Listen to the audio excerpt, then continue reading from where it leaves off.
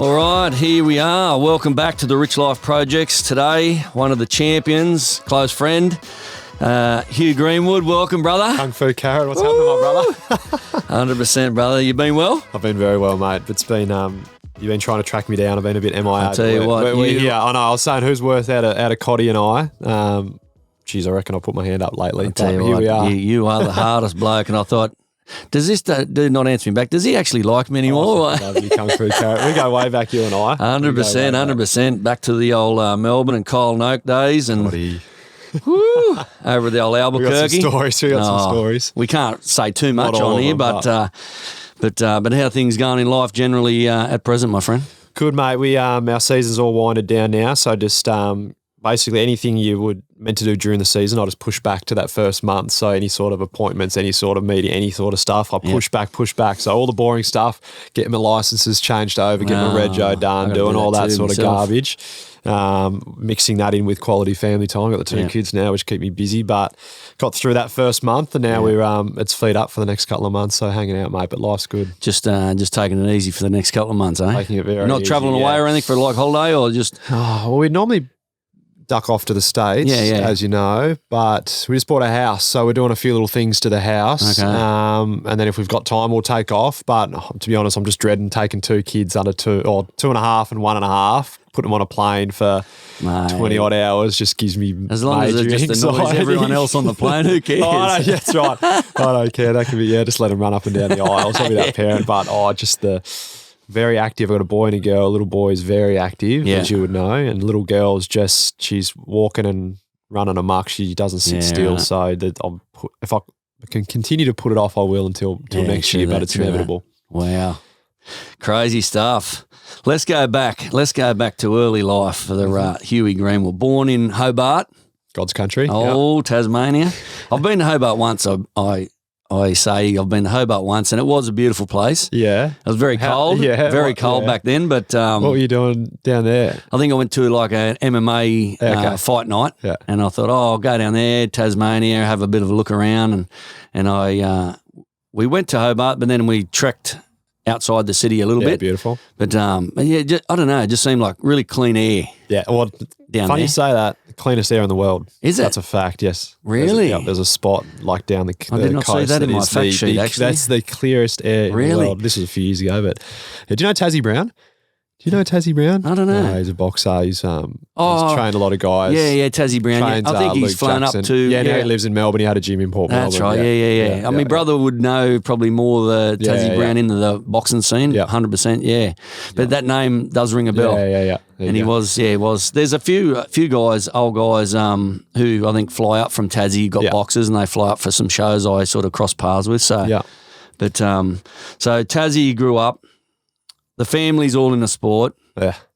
Dad's water polo. Yep. He was. Mum was basketball. Mum's basketball. That's where that Sister started. Sister was basketball. Yep. And the grandfather was VFL back in the day for Melbourne. And won 3 premierships. Yeah, he's got that over me. He played 99 games, so I finally pipped him there this year. Finally played my 100th, but he's got 3 flags to 0. So I got a bit of work to do. He's probably thinking, well, you can play as many as you want, mate. I've got 3 flags. He's got 3 flags. So he did pretty well. So back when it was the VFL AFL for Melbourne in the 50s, so he's got those 3 over me. Yeah, right. and growing up, obviously, in Tassie, AFL, obviously you done junior football back in the day, because obviously you were at basketball at one stage, but then went back, you were starting at the football? Yeah, so footy was first love. It wasn't too bad at it, I believe. I just, Tassie, just a big fish. No, a big fish in a small pond in Tassie. I had to get an exemption I did Auskick for 2 years, started young and had to get an exemption to play under 7s, and then sort of didn't look back. I remember my first ever Auskick, Mum took me along with a pair of shorts that had pockets, and I just stood there with my hands in my pockets the whole time. So we went straight from there to the shopping centre to get a proper pair of footy shorts. I'd actually do and participate in the drills. Anime pie. Anime pie, actually. Anime pie, the shopping centre.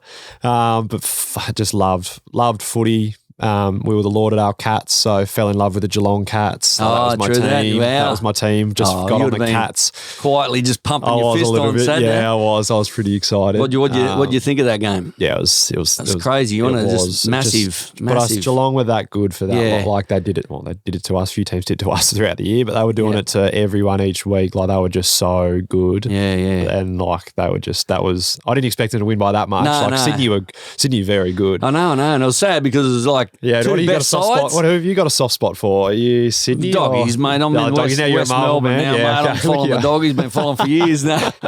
Well, I was going to follow North Melbourne, but then when I kept on singing out to you, and you didn't answer me. I was like, I'm over the North Melbourne. I reckon even Kirsten and the kids would have been yelling at me from the race, and I still would have had my head down, mate. So I thought the Doggies over the west side. I thought I'll jump on the Doggies bandwagon, but as I said earlier, it's just a matter of just looking at the AFL and watching it. Yeah. It's just such a fast and great game, so I've really been into that as well. Good. Going through. Man. So you've done the junior footy, and then you went out of junior footy to the AIS, for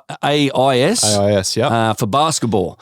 What sort of give you that change as being a junior, loving the junior footy, and then going, I'm going to, at this age or 2008, I'm going to go and play some basketball? Yeah, it won't be the first time in life that I had to make a decision, but it was the first one that I had to make. And I started playing basketball under 10s. I said to Mum, I'd played footy, and I was like, Mum was obviously the basketballer, and we were pretty into basketball, and she was still playing at that stage. And true. I said to her, I was like, I'll play if you coach me. Yeah, right. And so we went cool. down. We went down to the local club, the nearest one near us. Rolled in and they said, sorry, we got too many kids, you're gonna have to go somewhere else. And I was pretty dejected. I was like, I don't want to do it. And she's like, well, yeah, but I was like, I'll do it if you coach. She's like, all right. So we rolled down to this local police academy, which had a basketball court and had like a couple of teams, really small, and said, well, get all your schoolmates here, we're going to make our own team. And went from there, and we were all my best mates to this day are on that team. And really, what was the team's name back then? Grenadiers, we were. The mighty Grenadiers. We were a fish. And we were at the local police academy. We had these old uniforms that were way too big or either way too small. And she went from, she was just a coach. She ended up being president of the club, and she ended up life member of Tasmanian basketball for playing, but also with the admin stuff. Coaching and admin. She loved it. Yeah. Wow. So that's how that started. And so I played basketball, played footy, and I went to nationals, under 16 nationals for basketball and footy with Tassie. It was starting to clash a lot, like basketball tournaments on the weekend were clashing with footy, and I was getting a bit of push, like this is the next steps to either go to the AIS for footy or basketball. You're probably going to have to start to choose one, and I didn't want to have to choose one. But I went to both nationals, and I finished up under 16s basketball and had a decent tournament. And Marty Clark, who's another Tassie man, he offered me a trip to Italy to go on a tour with the AIS. I think he was buttering me up. Yeah, right. So I said, yep, no worries. And I got back from this Italy trip, and they said, well, if you enjoyed it, we'd love to offer you a scholarship full time. We know that footy can't offer you one until next year. You have to be a certain age in footy. So I had to wait another year, whereas basketball were like, hang on, we can offer you this one now, and you've just been to Italy. How good's this? You can travel the world. And bang, I was all in, and that's how. Wow. So the one, obviously, when you started basketball, 2008, you won the basketball Australian Junior male player. There you go. Done some digging. Had to do some digging on you, Huey. But and then obviously you got the opportunity to join the Boomers 2009. Yep. The sort of the program, so to speak. Yep. 17 years old and being the youngest, I think, to do the program at that time. Yep. What buzz was that like? Yeah, well, every basketballer's dream was to play for the Boomers and play in the NBA, and that was, as you said, it was a time when I guess the Boomers. We'd been close, and then we'd sort of been quiet for a while, and then we were starting to. It was sort of Paddy and Joey's first, like they were, I think, 08 Olympics, so they were starting to. I think they reckon that was their first Olympics, so it was setting the foundations all the way back then to the medal that they just got. And so when I was going through, it was like Matty Nielsen was the captain. We had a few fringe NBA guys, but not your superstars you've got like sort today. Of this day and age, that are playing Australia's doing really roles. Well in the NBA too, eh? They're starting to come through now. Obviously, Paddy Mills, but back in the day, like Andrew Gaze, Shane Hill, Hammer like, was coach. He was probably the one that stood out because he was a smaller dude, but he got respect from a lot of the taller dudes. Like Shaq only just said recently, like that was the dude who could play like feisty, who I respect.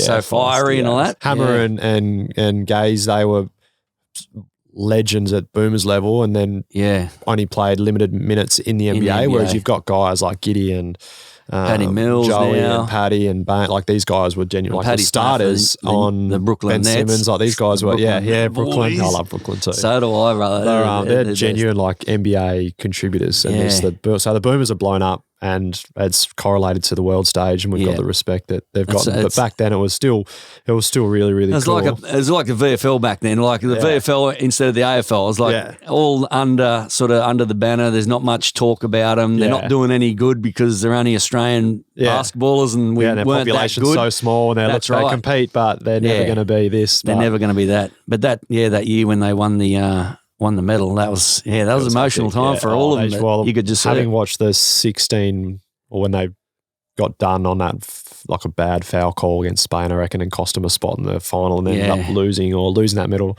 to then back it up, and it was pretty hectic. And losing Baines, who was like the core piece for so many years, they lost him in after the first game, and they still managed to get it done. It was pretty sick. So. Yeah, that was a pretty good thing. Yeah. So you got into the Boomers, obviously being so young. The experience, what did you experience through that time? Like, with the Boomers being so young? Oh, I just like being around guys that were getting taste for the NBA. Nate Dwyer was there. He was with the Raptors at the time. So getting a taste with guys that had played NBA, I was like, this is sick. This is what I want to do. But I also knew that like I had a lot of maturing to do. Like I was 17, so I've got bullied. I got bullied. Yeah, true. I remember like it was the same thing when I went to my first junior camp. I was 2 years younger than all the other people there, and I got bullied. And then so I went away, and then I went to this Boomers camp, and I was just getting because I'm playing like there's Bogut's and Nate Dwyer, there's Aaron Barnes, there's big boys. Big names too, I'm getting nailed on screen. Like I'm getting bullied for a week. I was just a rag doll for a week. But I just learned that I had a lot of work that it was good. They were good reality checks. Like true. Just to see where you're at, seeing where I was at, and I was like, I just sort of was always chasing. And suppose that part, and then building up your, I suppose, mental strength, and gave me a physical ton of strength, resilience. Just being like knowing like I was going to come into training and get my ass handed to me, but I just had to keep rocking up because I knew it was going to be so beneficial for me, and I knew when I took that experience back to my own age and my own level that I was going to be so much better for it and dominate that.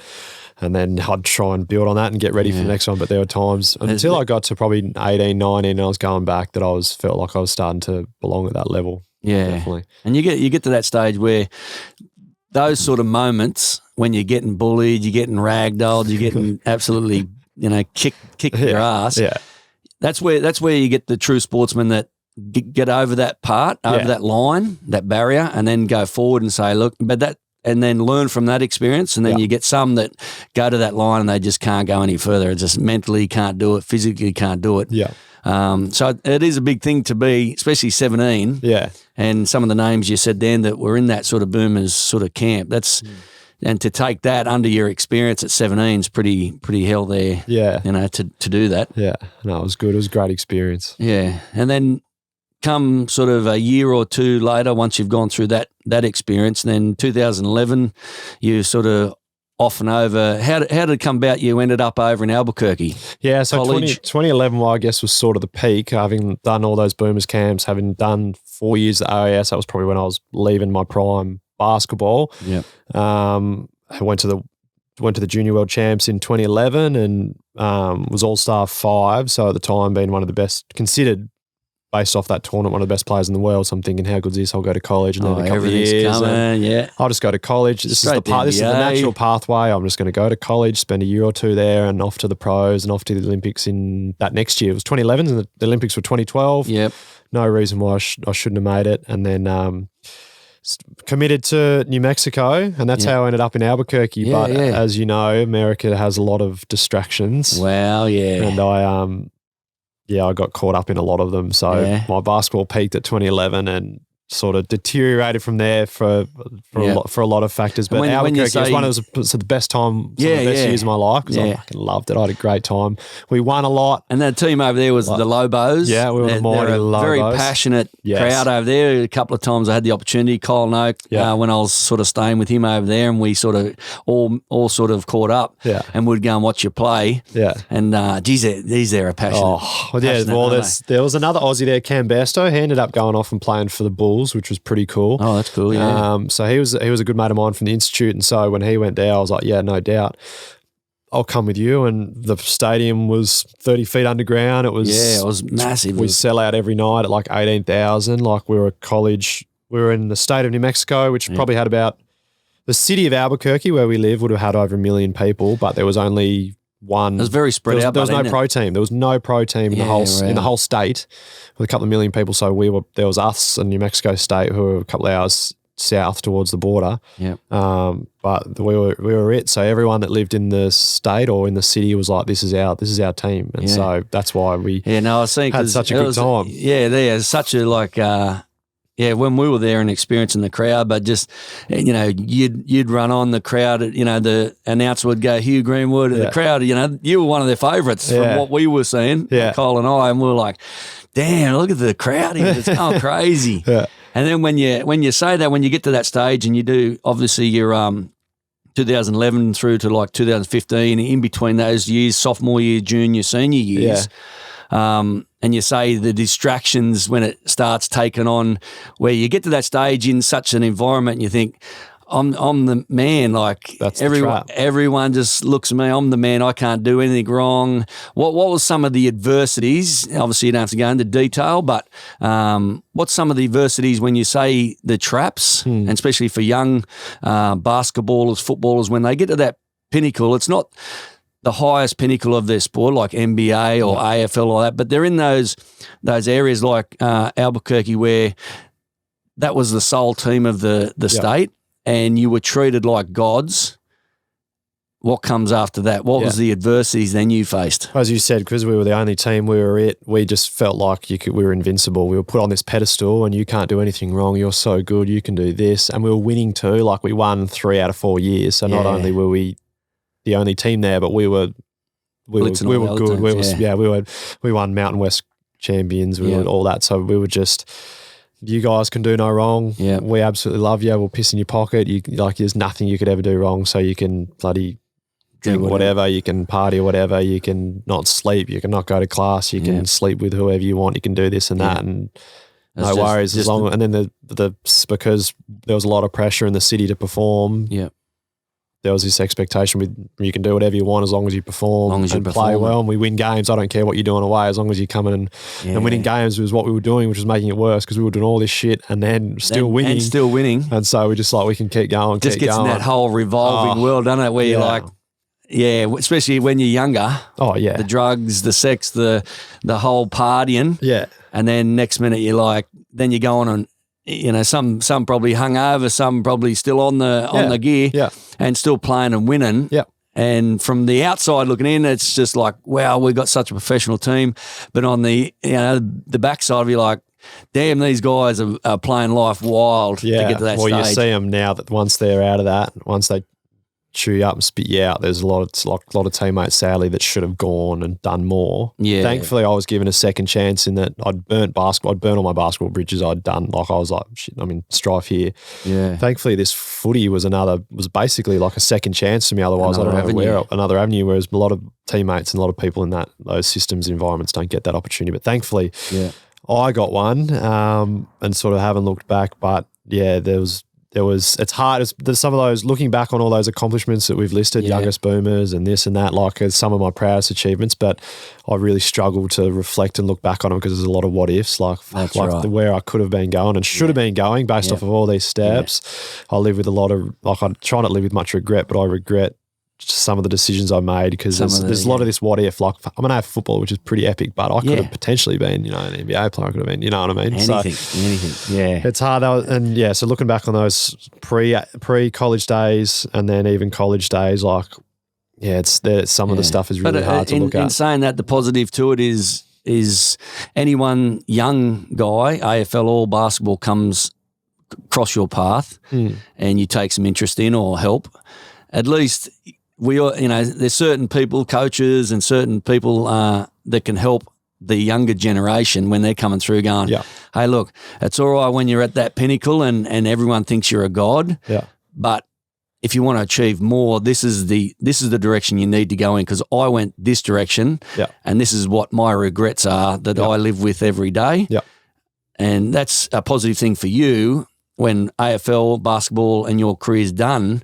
You can pass on to your children, but other children and other players and the generation coming forward, the positive to that, you've had to live that experience with a little bit of regret, but you get to at least pass that on to the next guys, you know, and girls. That's what I'll try and do for sure. So the pro basketball, obviously, when you've done the pro, you earned the draft, you earn a opportunity to train with the Utah Jazz. What was that experience like when you go from the college football? Obviously, I'm sort of going to guess it was probably a bit of a kick in the bum, because one, you're like a god at Albuquerque in the Lobos. Nothing can go wrong. You think you're winning games, you're still doing all this. Then you go, okay, I got the opportunity to go and train with the Utah Jazz, which is the NBA, the pinnacle. What was that experience like when you got to there and then you done the whole camp, as in like training camp? And no, it was sick, and I feel like I didn't get worse, but when I walked in in 2011, when I got to New Mexico, and I walked in at this level and I left at the same level. Like I didn't get any better. So 4 years I just stayed the same because I just didn't do any, I just got caught up and So when I got to, I still was okay because I was still decent, I still did enough to, and I was a battler, I always played hard. No matter definitely. what, I always trained hard and played hard. But that was only going to get you so far. And it got me a workout and it got me some interest. And it was not long after, it was the same, my draft year was the year that Delhi and the Cavs won the NBA title. Delhi was like this huge key in helping LeBron get this ring. And he'd done I reckon he had close to 20 points in game 2 or 3. And he was diving on loose balls. And he was defending the oppo's best player. And everyone's like, how good's this? And then every team was like, we got to have our own Delhi. We got to. So I'm like this Australian scrap. But I didn't have the same skill set as Delhi. But I was like, so I reckon teams were interested in having me work out because they were like, oh, can we find the next Delhi who's just going to play hard? And so, well, that's sort of similar to the Rodmans, wasn't it? Yeah, the Rodman. If you need a heavy dude in there, just swinging punches. Get Rodman in there. That's right. If he wants to go away 3 days in Vegas to party, maybe 4 or 5 days. Who cares? That's probably the attitude like the Lobos had. Yeah, that's right. Where it's like, let them go and do whatever because we've got a great team. They win. Whatever's going on there, as long as they come back and win. And obviously get to that point. You can just imagine the Chicago Bulls at that time were the pinnacle of NBA. Jordan, such a professional. Rodman, such the out crazy going for Vegas. Just go for 3 days, and the coaches and everyone, that's all right. Just let him do what he's got to do. But and then he's got to come back and win. And then that's when you turn. You're like, hey, it's a massive business when you can allow people to do that, and they run their own thing. But again, you've got to perform when you get back and do that. So 2015, you're in that draft, but then.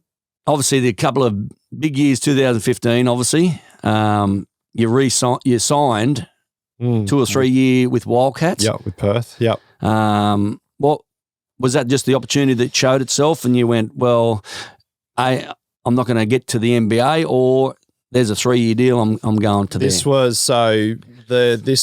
I signed with the Olympics were 2016. So when I knew that I wasn't going to get drafted, I thought, all right, what's the best path to go down to either play in the Olympics next year or try and get drafted and or sign with another club afterwards. And I thought, well, the best way to get back to the NBA is perform on the Olympic stage, the next biggest stage where everyone's watching and the best players in the world is the Olympics. And so I was like, all right, I need to pick a club that's going to help me do that. And Perth were the biggest club in the NBL at the time. The head coach was the assistant coach of the Boomers. The assistant coach of Perth was a good mate of mine, Matty Nielsen, who was captain of the Boomers and was on the staff as well. So I was like, go back to Perth, play in big club, coaches, try and work my way onto the Olympics that following year. But I got back to Perth and like I said, my attitude wasn't wasn't flash based off my years in college, thinking I can't do anything wrong and nothing's my fault and this and that. Obviously, 2015, Mum was diagnosed with cancer. Yeah, at the same year, so everything was going from the overseas back to Perth. Yeah, and then you sort of once you finish up with the Wildcats, because you signed a 3-year deal, but you didn't play the 3 years, did you? I was there. For less than a month when I got cut from the. Yeah, well, I got cut from. There was two. I reckon I was the 3rd string point guard, and the 2 point guards, or maybe in the 4th string point guard, and 2 point guards got in. Oh, one got injured. Dante Exum did his ACL, and then Paddy Mills couldn't commit to the tour because he just of NBA commitments. Oh wow! And so I thought, I'm next man up. This is me. And they ended up picking someone else. Oh, and wow. So I spat the dummy. And that's how it all happened. I rung Hamish Ogilvie, who was the recruiting manager for Adelaide, who I had a relationship with in Tassie. He was my junior coach, did some junior development stuff in Tassie. Yeah. I gave him a call and said, is there an opportunity for me to come and play footy? And he said, yep, let's get you on the next flight. Yeah. So that's how. So I would have been in Perth for less than a month, and I retired from from basketball. And I sort of stated that you sort of lost motivation for basketball. Yeah, well, I got back to Perth and I was doing the same drills that I was doing when I left, and I was not going to, I knew that I'd wasted X amount of opportunities, and so I was, what was the point? And did Mum's diagnose of cancer have some sort of impact on you sort of wanting a new start or a new... coming back home, and like I knew that I was sort of her motivation for life. Like my sister and I like watching us succeed and play sport, and so there was an element of sort of letting her down and them down, in that I'd promised her and that I was going to accomplish all these dreams, and I was on the path to do that, and I hadn't done that. And so I'd come back to Australia with the tail between my legs, a little bit embarrassed. So I needed new goals and I needed new motivation. And I think she'll admit, if she was here, that she was a bit skeptical. I think all mothers are. I think everyone was like, what are you doing? You've got still got it pretty good. Like you could still have a great basketball career. Yeah. This is a huge And that risk. was her passion too, obviously. Yeah, that's right. With basketball as well. So obviously basketball. She'd probably go, try and keep down the basketball. Yeah. So but I called her, and I remember seeing a text message exchange between her and my missus. They're like laughing at it, like, what is he doing? Like, are you sure we can't convince him? Like, are we sure this is one? And they both are like, if he wants to do it, he's just going to do it. Like, there's nothing we can do. Yeah. And so that was it. I was off to Adelaide to try and play footy, and that's how that. And you met your wife at that stage. Like, you met your wife over in Albuquerque. Yep. So it was, and she obviously She was like, what the fuck is football? She's like, she's seen bits of it on TV and with the short shorts and stuff, but I was like, I'm going to go. Is that the truth why she actually come over? Right. Yeah, that's right. Hugh in small shorts? I'm all in. I remember coming home from training one day and I was flat, and I was just like, I've had enough. I've had enough. Like, I'm going to go play footy. And she's like, play footy? What do you mean? I'm like, AFL. And she's like, what is AFL? I'm like, here's a snapshot. It's one of the hardest games ever it's one of that. Here's a YouTube thing because it's too hard to explain, but I'm going to go, this is what I'm going to do. What does she think now? Like, obviously she's been following it for a few years, because you've been in it for a few years. What's her thoughts on it? I'll come home and she'll have it on TV. Like she won our footy tipping comp a couple of years ago. She's all in. Yeah, she loves it. Insider trading. She's like, what was I doing watching American footy and watching baseball all these years? Like, footy's just so fast and fun. And I think she likes, I'm obviously a better person, and like I'd left sort of that toxic environment that I was in playing basketball. And so then I've come into an environment that's a lot better. So she likes who I am more so now than I was certainly back then. 100%. And so she frosts. Yeah. She frosts. But she's had massive, like she's packed up her life, come from America to Australia to a country she doesn't know a whole lot about. Even know. Although it's not the worst place to go. Like, let's be honest, a bit of rubber arm. You want to move to Australia? Oh yeah, all right, I'll move to Australia. But we've been to Perth, we've been to Adelaide.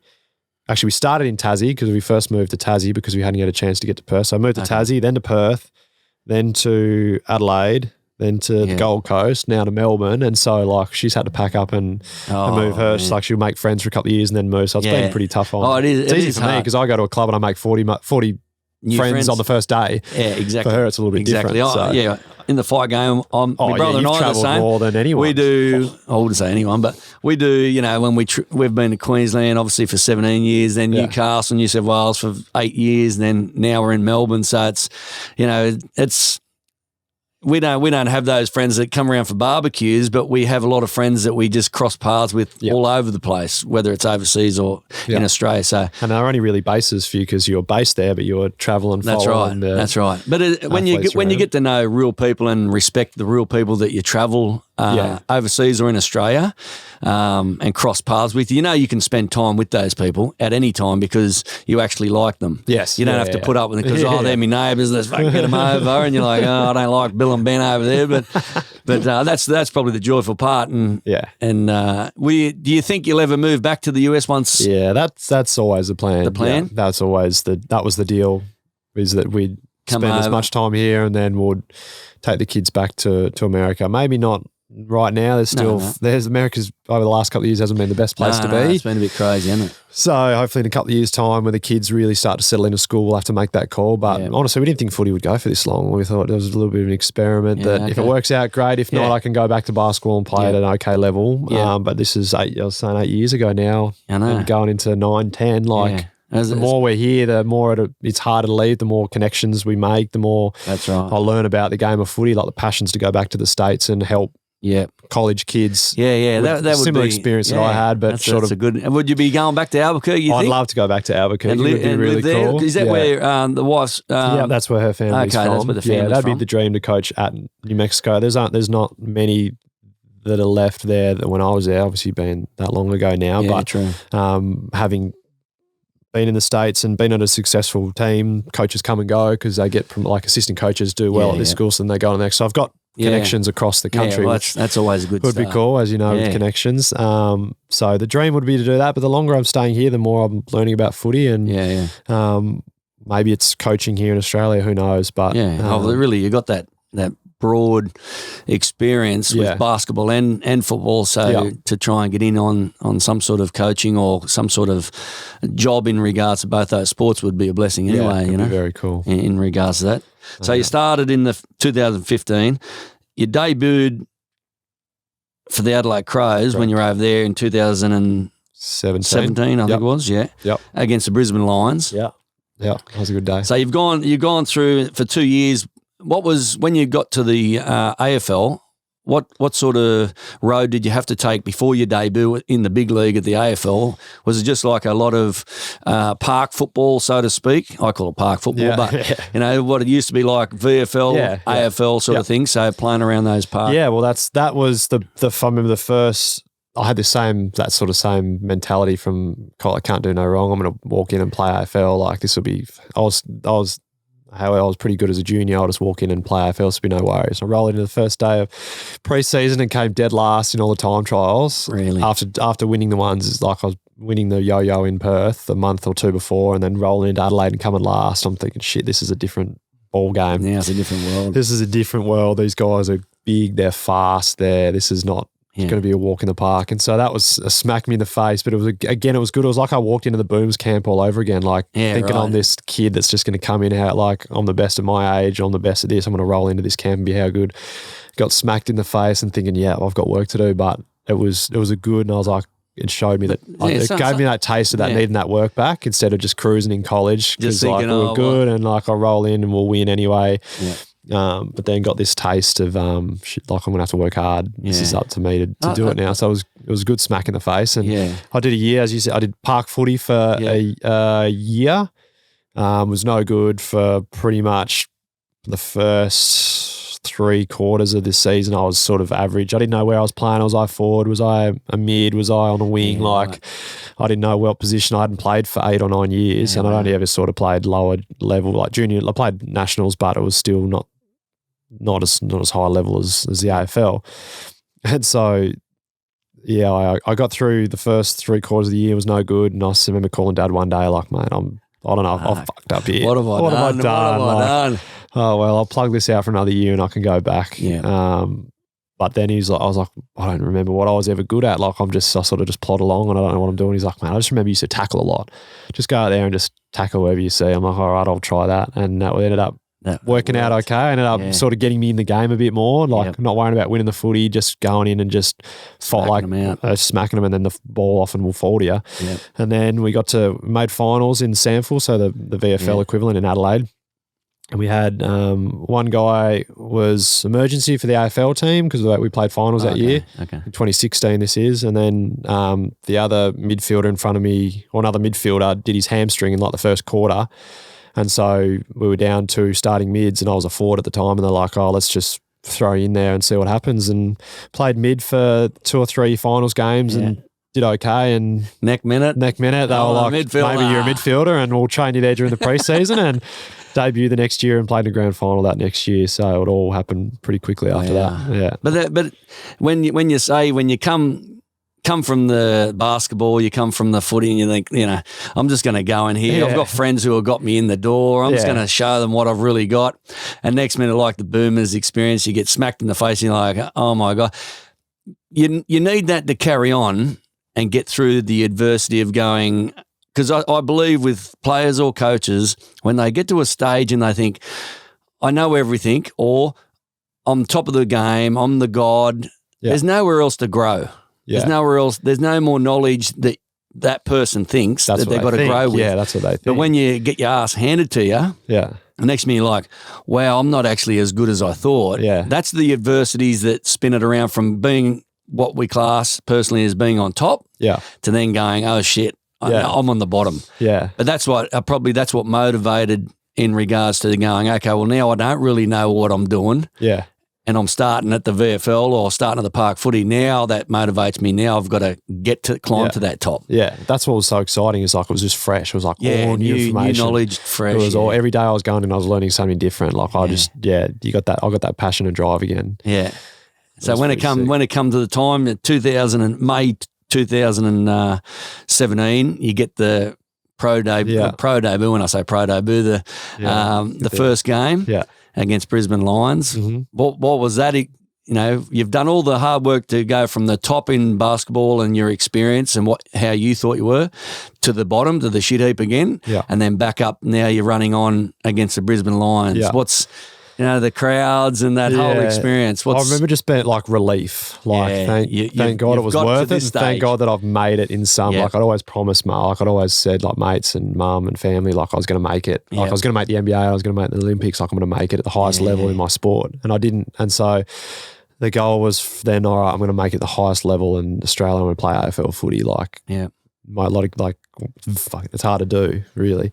And so there was a lot of relief, like shit, like I've put that, all the shit that I'd done prior was whatever, like at least I can say that if I don't ever play another game again, like I've played at the highest level. I'm an AFL footballer. Like I can tell my kids one day, like I was an AFL footballer. Yeah.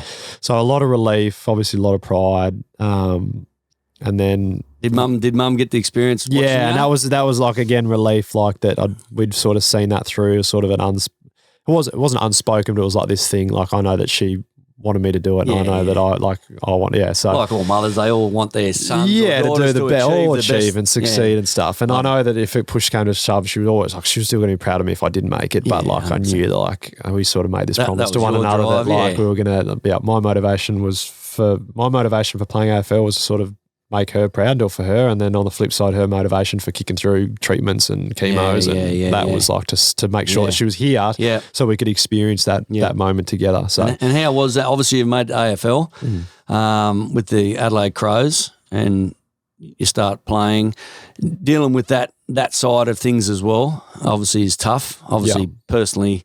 I've been through. That's why we're very similar in that way, because our mums. Died. Well, my mum was 54 when she passed at a young age with melanoma. So when you only got the 2 boys and the father, and mum's the engine of the family, then it's like that whole thing. But at that time when she was diagnosed, she's going through all the treatments, and then you're playing. What was the toll on playing with obviously mum? Battling through that. Obviously, that would have probably motivated you more, what she's going through. And if she can handle that, I'm only doing something easy compared to what she's doing. Yeah, that was it. That was the mentality. It's like if I was having a shit day, or if I was doing a big time trial in the preseason or if I was getting flogged on game day. Like footy's pretty brutal sometimes. Like it was just reflecting on like shit, there's people worse off, and your mum's one of them. Like I'm sure if you gave her a call and 100%. She asked you how your day going, you're like, oh shit, you know, it was a long day. I got a fucking massage and weights was, I had this ninja, and then training was fucking hard. And she picks up the phone and goes, I was in the chemo chair for 8 hours and I'm nauseous as all anything, and I'm feeling like this, and I'm okay then. So my motivation was like, whatever I'm going through right now is nothing. Like this is not, this isn't hard. No. Like what I'm doing is not hard. This is in the big scheme of things. But I was sort of sheltered in that because I was overseas for a lot of mum's stuff, and then I was in Adelaide while she was based in, in Tassie. I was sort of sheltered from a lot of the stuff. So she'd put on a brave face, you know what I mean? Like you pick up the FaceTime and she'd be like, and she might have had a shit day. She's like, oh, you know, feeling great. Like, how are you doing so well? They're everything's good here. Incredible human mothers, aren't they? When you get to that stage and you really see the strength of what mothers really go through. Oh, yeah. And we done the same. Well, mum sort of got diagnosed. There was a melanoma that appeared 15 years after it got cut out. And then all of a sudden it's like, oh, she got cancer. And they said, oh, you got 4 or 5 years. So obviously my brother and I, we took her over to Thailand all the time. Yeah, one, she likes a beer. One, she likes a durry. And she, being at 52, 54. And I think now I'm only like 4 to 6 years off that in my age. So that was young for her because that was like 10, 12, 13 years ago now. Yeah. But, you know, we used to take her over 3 times a year, just enjoy mum, you know, just relax, because she wouldn't do treatment. Yeah. I don't want to do treatment. Really? Yeah, I don't know. And that to me was like a, fuck, you know, you don't want to do treatment. Yeah, you know, gotta do because she said, I'd rather have 4 or 5 years of my own life rather than be in hospital, not feeling well, no hair, no this, no that. And then 5 years went by and it was 5 years, you know, you're going through and you're going, oh, you know, mum, how you doing? And they put on the brave face. No, I'm going well. How are you guys doing? As long as you guys are all right. And that was the part for us. We're like, oh, wow. And then it got to the stage where 2 weeks out from her passing, and that's when you just see the downside to it all. And you're just like. Just hits in the face. That's when it hits me. But to this day, I still go, you know what, she wanted me and Rob to hang out with each other, do business together, love each other, which we've done all our lives anyway. Yeah. But as I say with the mothers, for my mother to obviously not go through treatment, but to line up the bags for the grandkids and put notes and photos in them. Yeah. So when she does pass, they all get those. That was hectic for me. That was that's strength. Yeah. Like I can say anything, everyone's strong at doing this, but when you get a mother that puts that first before her own health, and that's why when I was obviously met you and seen your whole sort of experience with mum as well, that's why I was like, we've very got similar like that track there. Yes. And knowing that other person, what they are going through that journey, it's a hectic personal journey, but you go, the one you can relate to, and and you just see the strength of the women when we say, oh, that's the mother of the children, that's what. But when it gets down to the heavies of it, man, they're just strong creatures. They are so strong, unbelievable creatures. But that would have been obviously at that time when you're playing the AFL. I think you're still with Adelaide. When Mum passed. That would have been a whole massive. Not just for you, but obviously the family, because the unit's very close by the looks of what I see, dad and sister and all that sort of stuff. So, and it's like when you get the engine of the family, I used to call mum the engine of the family, because without mum, us boys are like just rogue. We're like, hey, what do we do now? Who's going to keep you in check? And when mum did pass, we went through that stage of going, what do we fucking do now? What's life for us? Like. And Dad, we had to send him to Thailand just to get out of the place. He was going crazy as well, and it was a down time. But that with your playing career, with that happening, that would have been a massive sort of thing to go through, like a bit of an obstacle as well, dealing with that. Yeah, so she would have passed a couple of months after my debut. We ended up making the grand final that year, and I thought, this is the fairy tale. Wow. This is like everything that we've been through together in life, and this is grand final first year with the best team, win the minor premiership. Like this is it was all worth it. This is meant to be. We're going to celebrate this game. And I didn't really know, or maybe I didn't want to admit or didn't want to know, but she probably knew it was probably going to be it. Like that was going to be her last game that she would see. They would probably know. She was getting crook. She was getting really crook. But again, like whenever you'd see her, she'd put on a brave face. So it's like, oh, Mum's doing great. But deep down, like she was obviously not. She was battling. Yeah.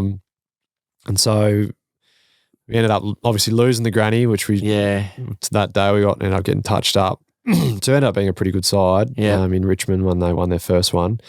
And then she would have passed away 2 weeks later. She ended up passing away. We again, I knew she was sick, but I didn't realise how sick she was. So we were going to go away. We were going to go back to the States and see Kirsten's family. We were there for 2 days and we got a call. When we landed in LA, spent a day in LA, got a call. Oh, wow. Saying from Dad, it was like late at night, it was random as. He was calling me too. I was like, he's going to charge him an arm and a leg. I'm like, this can't be good. And it's like, yeah, mate, you got to come. Dad doesn't like. No, that's right, yeah. Spending money on a phone call. Yeah, I was like, she's called me direct from the States. So he called me and said, like, Mum, he's like, mate, Mum's really cooked, mate. It's time to come home. And wow. That was on it was pretty heavy. It was on the Tuesday. It was on the Monday. I got that call.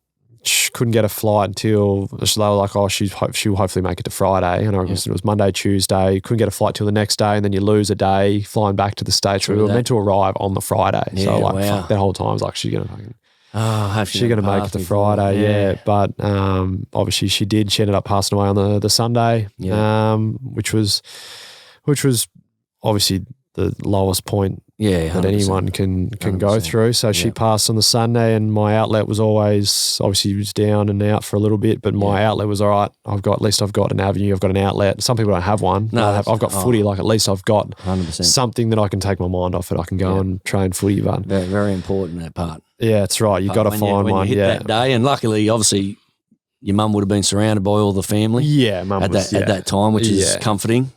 Same as our mum. Yeah, but you've got to really then focus all your energy on staying above. Point of where you're down. I wrote a letter that I read to her, that everything that I felt like I could wrap up in however old I was, and how much you want to say to someone that's that's your mum. So I sort of tried to write down everything that I felt like I wanted to say, and got to say that to her, and she was awake and responsive for that, which was really good. And we all got letters too. You could see, like, it's at the start it was really neat, and by the end of the 3, 4, 5, 6, 7 pages, you get the handwriting got a little bit messier. And they get tighter and tighter. Like 100%. It's pretty heavy. It is heavy to do that sort of stuff. And then, like, for me, like my little sister, she's younger than I am, and losing her mum, and then my dad, who's like you said, so our mums must had a similar thing, that my mum had a fuck it list. Yeah. So like, what am I going to do? Like, I'm going to write this list of things to do. And I'm like, fuck it, I'm going to do it before I die. 100%. So your mum was going to Thailand and having beers and do whatever. My mum was like coming to see us, buying a car, paying off the house. Like, she had this fucking list. So Dad had followed her all around the world, all around Australia, every single appointment, rada. So when she passed, like, it's like, what does he do now? Wow. So trying to check in on him and check in on my little sister, while at the same time managing what I'm going through, plus a career that's not going to stop. Like, you can't just be like, can I take some time off? Like, that's not how it works in pro sport and footy.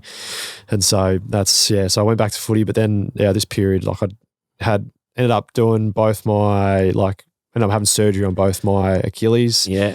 So I missed the whole preseason. So I had lost mum, lost the granny. Was in rehab. When did you go to the Gold Coast? Because was it after that grand final? Then I ended up then I coming back that next year, and I reckon mum had a hand in this. So I missed the whole preseason because I had surgery on both my Achilles. Oh, okay. Did enough to just get back to play like 3/4 in a preseason game, and was pretty average, but had 9 touches, was average. Yeah. But was still managed to be emergency for round 1. Yeah. And I was not playing, but I was back in Adelaide, and the boys were in Melbourne. We were playing Essendon at Marvel for round 1. And I got a call on Friday afternoon. We were playing on the Saturday, and we got a call on the Friday afternoon, or Friday night. And it was the head of football, and he called me. He's like, mate, we've had the bloke do his hammy in the captain's run, like the training before the game. Yeah. We need you to pack your bags and get on the plane. You're actually going to play. And this bloke had played. His name was Sam Gibbs, and he played 130 games straight. Had never missed a game in his career. Had never been injured. Played 130 games straight. That is crazy. Never been injured, and he did his string in the captain's run. That's a bit like Mum had a hand in that. Joel Selwell just recently in the Cats. Yeah. So I thought I was meant to be. So I ended up playing that game, and then played every game that year, and ended up playing my best footy, and then played another year, and then was off to the Gold Coast after that. Yeah, right. And when you obviously got to Gold Coast, you spent a season there? 2 years there. One was COVID. I say two, but it was so weird. It felt like I was there, but I wasn't there. Yeah, really. Just obviously that's when COVID hit, 2019, 2020. It was good because I was in Queensland, so life was good. I was in Queensland. They weren't locked Everyone down. Came to it. Pretty much lockdown up there, were they? No. Because the heat, apparently. They reckon, who knows. Kept the... all the Melbourne teams came up to Hub on the Gold Coast, so we were just chilling at home. So that was good. They ended up playing like good footy. Met some really cool people up there. Living in the Goldie was unreal. My nan was up there, so she was in Currumbin. So spent some valuable time with her. Yeah, so we're in Palm Beach. Oh man, down south. That's nice up there. Beautiful part of the world. So 2 years there, and when you done your 2 years there, injury. I got my first ever injury. Had someone fall across my knee. Got told it was ACL. Yeah. I was like, I came running, like sort of trotted off the ground, like knees. Something's not right. Something's clicking. Like. Yeah. But the action wasn't like a traditional one where you plant and like it wasn't non-contact. Someone like fell across my knee as I went to jump and my knee got pushed in. So I was like, I've just done something like to my knee. Not too bad because it doesn't feel too sore. And I got in there, they did all that sort of tests and stuff. And they're like, mate, we think it's probably going to be your ACL, like prepare for the worst. Wow. Like that's career. Like I'm out of contract that next year. So I would have missed the whole next year and then been out of contract. So I'm thinking like, I'm probably done here. Like this is it. Yeah. What's it take from a player getting to that stage? Like you get rugby league players, AFL players, but when it's a cutthroat business, obviously. Yeah. You got to be playing at your best the whole time, 100% all the time. When you get to that stage and you get an injury, like the knee or the Achilles and all that, where does the mind go from there? I was a blubbering mess at the time. Yeah, because I had the Achilles in the preseason. Yeah. But I technically had never missed a game. So I'd never had a serious injury. My first one was going to be the one that was going to I thought was going to probably end the career. So I was a blurry mess. I remember the physio, Lindsay, was a great mate of mine. He was a physio, calling Kirsten, and because Kirsten was like, because I got subbed out. I was on the ground for like a minute and it happened. Okay. And Kirsten hadn't even sat down to watch the game. Oh, wow. Like it was within the first 3 or 4 minutes of the game and Kirsten sat down to watch it and I wasn't there. And Kirsten's like, what's going on here? And then read that I'd been injured and the physio called her and he's like, he's not in a good way. I'm like, wow. I was like, I was flat as. Yeah. But I made some promises to God that day that I remember that day and going into the scan that the next day that I was like, I'll do some better things if this somehow is a miracle and it's not, even though they're saying it's ACL, like if it's not, then commit to be a miracle. Yeah. And sure enough, I got the call saying, mate, somehow your ACL is actually all sweet. You've fully done your MCL. Yeah. So he's like, sorry, mate, you've done your MCL. So that's probably going to be 12 weeks. Yeah, right. But your ACL is good. I'm like, I'll take 12 weeks over 12 months. 100%. What do you mean? I'm sitting there fist pumping and stuff. Like my season's done. Like my legs hurt, but I'm fist pumping. My legs, like, I'll miss the rest of the year. I'll miss 5 games. But I'm back by preseason. So I was frothing. Wow. What a right, like an emotional roller coaster because you're thinking, me season's over. Yeah. I'd had my second kid a week before that too. Oh, wow. I just had Taj the week before. So that was my first go. I'd missed one game because she was born and then I'd just come back in for that game and that happened. And I was like, this is just not man, that's where your heart's up, then down, up, then obviously that news is only 12 weeks and you're like, oh my God. Yeah. Did you stay committed to I have, yep. I've read God's wishes?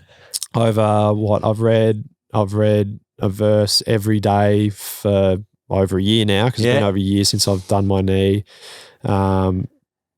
Going regularly attending church as best I can if games don't clash on a Sunday. Yeah. I was already connected spiritually, but as you know, there's always things you can be doing better. 100%. So there's definitely practicing more with the kids and putting more emphasis and prioritising it, which is the way you're meant to be doing it. But as you know, no one's perfect. There's only ever been one that's been perfect, and that's Jesus himself. 100%. So I made some promises that day that if somehow a miracle that it wasn't my knee, that I'd do better. And I'm trying. I've got a ways to go. I've got the list ready. I've got the list ready. Yeah, I've got a ways to go. So you get over the Suns. Obviously, you ask for or you request a trade from the Suns. I was a weird. Long story short. Yeah.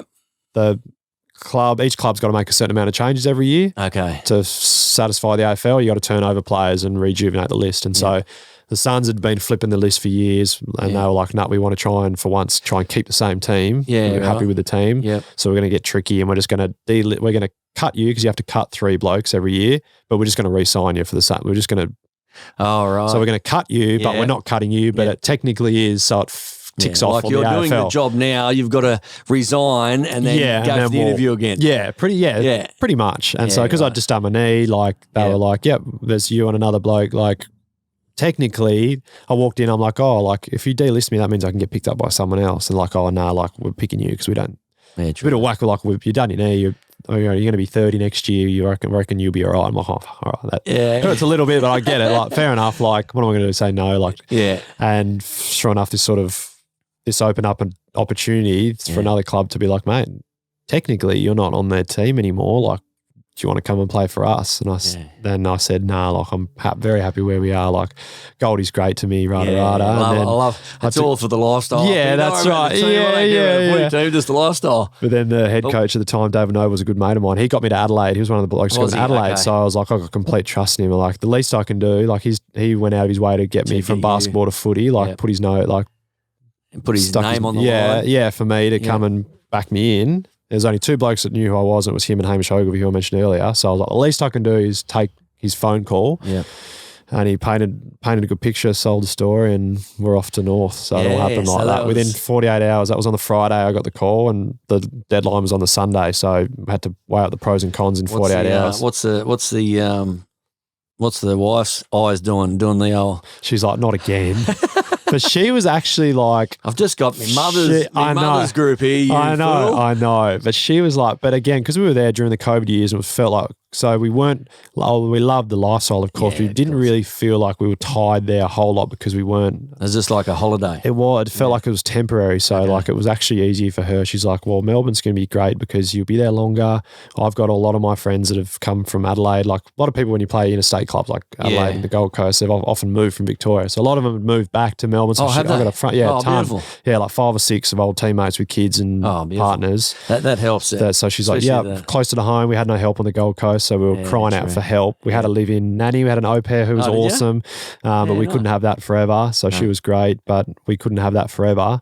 So we were like, let's go closer to Hobart, where the family's from. So it actually surprisingly didn't take as much convincing for her that it did for me to sort of get my head around it. When she knows she's getting closer and that's friends are going to be there. Yeah. How's the family handling the cold weather? Oh, it's been an adjustment period, that's for sure. We see the stuff. Gold Coast to Melbourne. We've had to unfollow a lot of nice things on the Gold Coast on Instagram 100%. so we don't see it. But Melbourne's been all right. It's it actually hasn't been like we're stuck in South Bank for ages. Oh, okay. Temporarily, we got an Airbnb. We moved down during the Aussie Open, so the accommodation was skyrocketing. Wow. Like to get accommodation. So we're like, we signed a long-term Airbnb. Yeah. And we were going to be there for we're going to be there for like 6 to 8 weeks. We ended up being there for like 6 months. Did you? Wow. So we were going stir crazy. We finally bought a house now, and we're pretty pumped with where we are. And we finally feel like we're getting settled here in Melbourne. Now you're settling in. Melbourne's not too bad. We always thought it was going to be too busy, but I thought the same too. I've been out on the west side, and when we moved down here from Newcastle, and I was like, everyone was like, west side, don't move to the west side. But I found the west side's just, because it's all revolving now. So west side's, I love the west side, and it's only 10 minutes out of the city. It's perfect, isn't it? And the city, when you're on the west side or you're on somewhere where it's nice and a little bit calmer, you don't mind every now and again going to the city. I don't go there. I don't get in the city as much as I thought I would have. No. I thought I'd be there all the time because I love the hustle bustle, but me getting older, 48 years of age now, on the west side, and it's a lot quieter in regards to where I live, and I'm thinking, I don't even have to go in the city. Nah, if I go out for dinner or something like that, we'll go to a nice restaurant that we've got friends and family who own it, but it's like, why do I have to go in there? Can't bother finding a park. 100%. That's it. Oh man, but it's a beautiful city when you get in there, and it's like the culture. When people visit, it's so sick. Like, hey, there's this walk along here. And there's always sports. Always sports. You know, if you haven't got AFL or league, then you got the cricket, or you got the tennis, or you got F1. It doesn't really matter. Like the Melbourne United, they get a great crowd down there. Yeah. It's pretty sick. Yeah, I think I might be going there Saturday actually watching South. What's it, South Bank Southeast Phoenix Melbourne. or something? Yeah, no, Southeast Melbourne. Yeah, that's Creaky, right. Creek Dog. I've seen that, and I got a weekend off, so I might go down and have a bit of a look at those. But so 2001, obviously you injure your knee. Yeah, and then after the season, you sign a 2-year deal with the North Melbourne, and voila, here you are. Yes. What's that transition? Obviously, because it's been a bit of a struggle with the North Melbourne in regards to their situation. Obviously, was it this year? Last, yeah. I don't want to say that too much. Sorry, brother. Sorry. But what has this year been like? The actual you got here in North Melbourne 2021. Mm-hmm. You've gone through the 2 seasons. What's that experience, obviously, with North Melbourne showing you as a person? Obviously, a lot of adversity's gone through that stage is when you got the AFL team and they're not going as well as hoped. Yes. What is that sort of showing you as the person, individual person, but you know, thinking, wow, I've come to a team that's not that good. What's that experience been like too? Well, I knew it was going to be challenging, but I would be lying if I didn't think that, or I think anyone thought we would be better than what we were. Yeah. And unfortunately, a lot of people have paid the price for us not being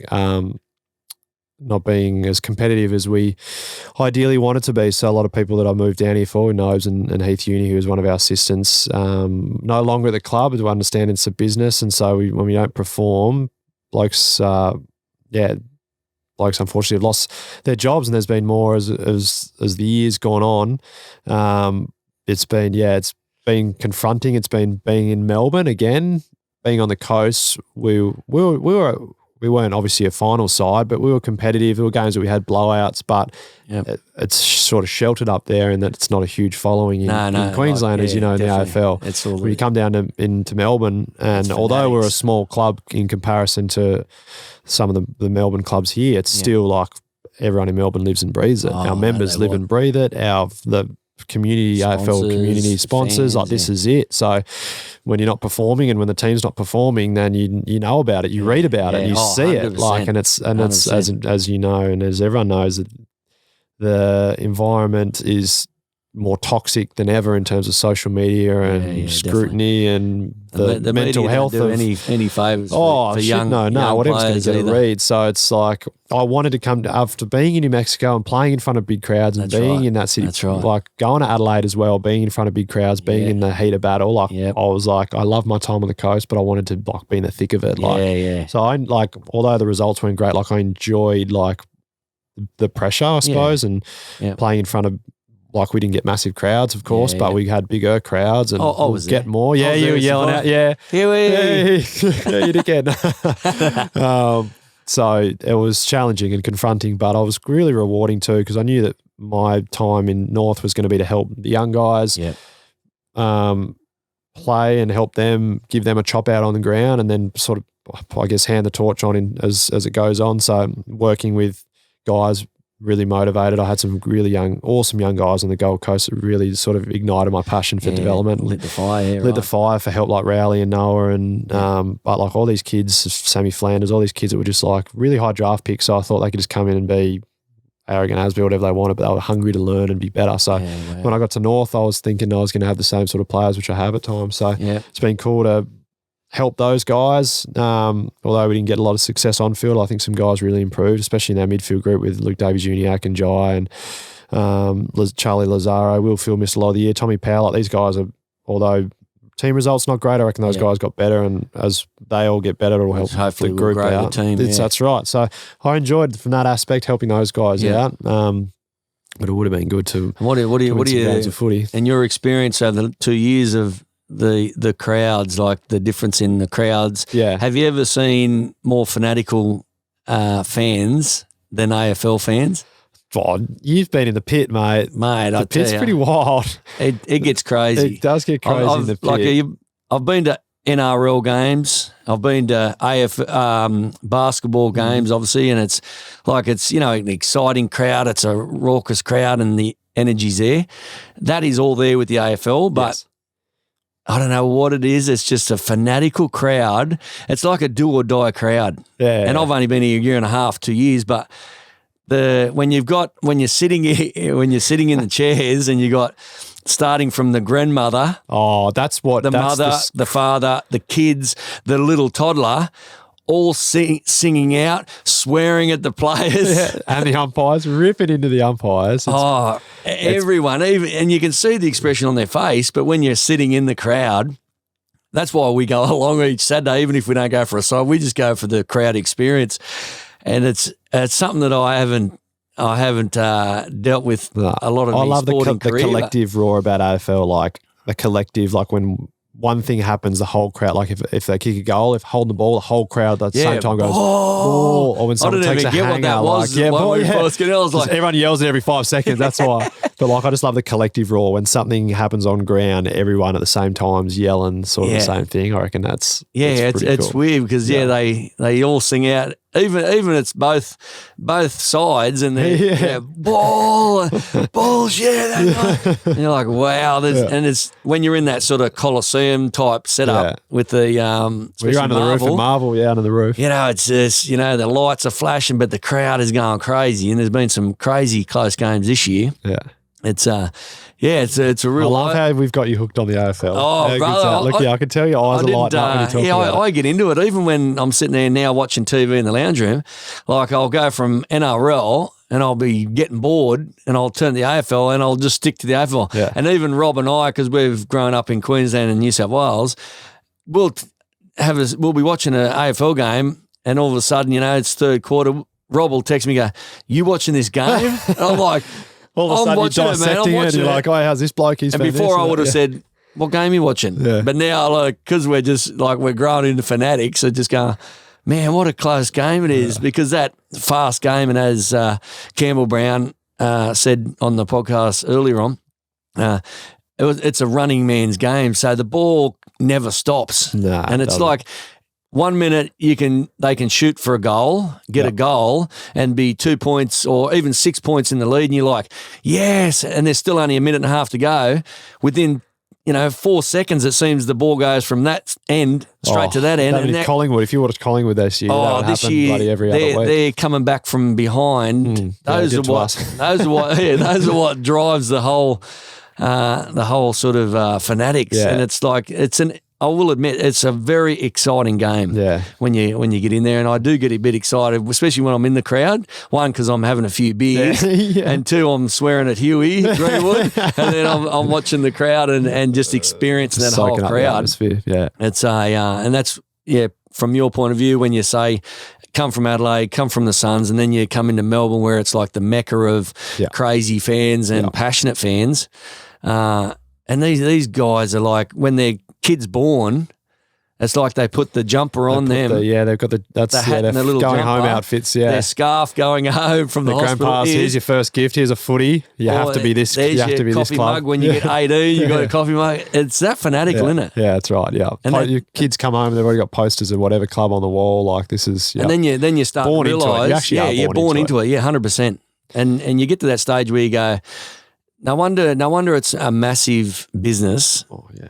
With AFL, not only you get 100,000 to a grand final, or even just an odd game, you sometimes get 55,000 to just a normal game. Yeah, yeah. Where NRL, Thursday, Friday for a normal game, they might get 17,000, 18,000. You think, wow, 17 or 18,000. Even take it to 20,000.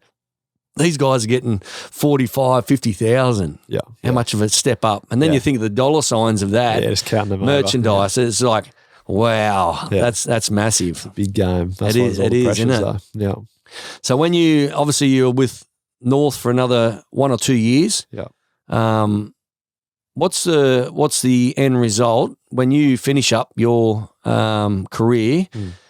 Is there things that you're thinking about doing outside of the AFL? Yeah, well, briefly to what we sort of touched on earlier, and that it's like my passions for development and coaching, and touching on, I feel like while I'm only 30, I've been through a lot of life experiences, and so I feel like I've got a lot to give from performance-wise, whether it be basketball or footy, but I feel like where I can help people and help athletes coming through is life experience as well, potentially even more valuable, like moving away from home when I was 15. Like I moved to Canberra when I was 15, so I'm moving away from home. I've dealt with such a young age. Like traveling. I've dealt with injuries. I've dealt with adversity in terms of losing loved ones, home, like all these sorts of things. On top of playing high level sport, playing for the Boomers, playing college, playing AFL. Like I feel like I can touch on all different experiences to help. Kids or players grow. Definitely. So my passion's always been for coaching. It was always going to be back in the States. But as time goes on, I've learned as the longer I'm away from basketball, the harder it is to get back into basketball. So it might be footy, so I'm trying to do some things. It's sort of that stage in the career where it's like, all right, I got to start. It's not going to be forever. So it's like, all right, I'm going to go do some. I did some footy coaching last year down at Wesley and really, really enjoyed that. Might dip into some basketball coaching just to get the feet wet again and sort of update the resume, I suppose. 100%. Mine will go to apply for anywhere. It's like, when was the last time? Learn new things for you as well. Yeah, that's right. How much has the game evolved since so I'll hopefully start doing a little bit of stuff around Melbourne in terms of some basketball coaching and networking. I've always been interested in property. I've got a house in Adelaide and just bought this house here in Melbourne, but I've got 2 kids under 2.5 and 1.5. So whatever time I get away from the footy club, they're taking up 90% of it. So just trying to balance it all up, mate. You know what it's like. You can't be everywhere at once. So that's why I don't answer text messages anymore. That's good. Yeah, that's the way to do it. I've taken your leaf. No, weird. Well, that's And what's so coming through the ranks? What's if young guys, young girls, basketball or football? What would your advice be in regards to that you've received but you would pass on, or vice versa if you just received it, or what would your advice be to these young ones? I've always said to touch on just maximising opportunities when you've got it, like not taking them for granted. Like if you've got an opportunity, just maximise the time. And to touch on Mum's life quote was to make every second count. So when I've given a task or when I've got something to do, when it's sports related, it's like, all right, I'm going to make sure that I get the best out of it. And that period in those 4 years in the States where I didn't maximise that time will forever be hard, like a bitter pill to swallow. So from before that, I was really good. Obviously, it got me to a really good position. Yeah, definitely. And then post in life in footy now, like whenever I've got a training or a game, like just to absolute maximise that time. What can I do just to get a little bit, just milk a little bit extra out of whatever I'm doing? It's not, it's quality over quantity as well. You see the classic cases in basketball. It was like, you'd see a guy get there an hour early, but he'd be fluffing around and just putting up a couple of shots and he wouldn't be maximising. Or you can get there half an hour. For 5 hours before. But if you get there half an hour before and if you've got specifically what you want to do and you go at game intensity, it's like that's way more valuable than people that stick around after training at footy and they have shots at like, he was out an hour after training. Look how committed he is, but he's just having check shots from the boundary. He's just fluffing around having fucking snaps from the boundary. Just wasting time. Really. He's not going to do it on game day. Whereas here's this guy that stuck around, did 15, 20 minutes of fucking. So I would do ground balls, tackling. I'll do some bodywork stuff. Crisp, and I'm out and I'm refreshed because as we touched on the pressures and the mental stuff of footy these days, you can't escape it. So you got to find avenues to escape it. So get your work done and get out of there and get a break. So that's what I've sort of touched on later in my career. That line where it's in a business and then you got pleasure to revive yourself and motivate yourself. Good point. Good point. And what? At the end of the day, you've gone through all of your experiences. You've lived a great life, and you've gone through adversity, success, failures, all the rest of it.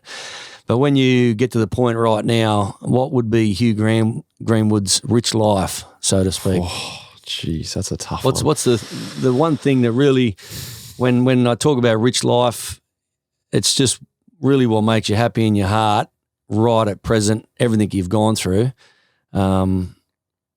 Just I feel like I pride myself on just resilience, like as changing codes a couple of times, losing loved ones, moving around the world, doing all this sort of stuff. Like I've always been able to hang my hat on resilience. Mum always prided herself on, and what she loved about me was just compassion, just being compassionate for others. And so like being able to connect with mates, do stuff for family, help others, and spend time with kids. Like that's just, I'm pretty content with where I am now. I haven't been through all that sort of stuff to be in a position where I feel like I've earned respect from peers and mates and that just from, I'm not perfect by any means, but I've always felt like I've always been nice. I've always been nice to people. Yeah. I've always like tried my best to give time when I can, and the rich life for me is just helping others and living like being there for my kids. Like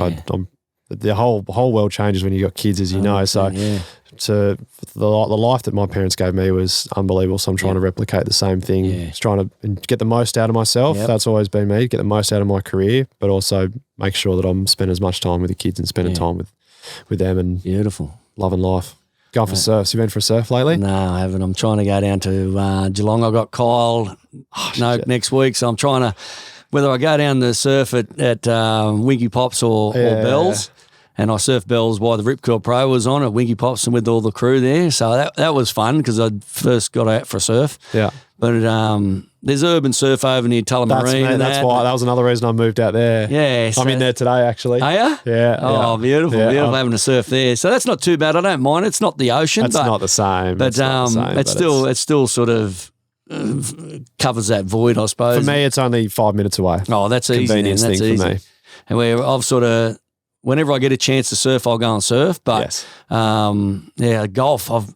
Golfing's really my passion right at this minute. Just love watching golf, love playing it. Not going any good at it. The more I play, seems like the worse I get. Yeah, it's a bit like that. Yeah. But no, I just want to after all these years of knowing you personally, mate, I just want to thank you for coming on the Rich Life Projects, mate, and hopefully the viewers and they can see some insights on a professional athlete like you are and a good dude, and just appreciate your time. Anytime, mate. You've always been in my corner, mate, so I appreciate it. We've other than our connection in Mexico, but wherever we've been, you've always checked in, mate. So I really appreciate that. Appreciate it, brother. Richie, cheers, mate.